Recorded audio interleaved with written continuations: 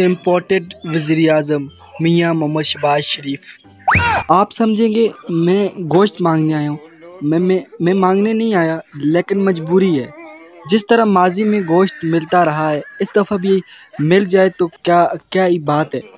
मैं वादा करता हूँ, आइंदा दिन रात मेहनत करके मैं अपने दादियों के साथ अपना एक बकरा लूँगा।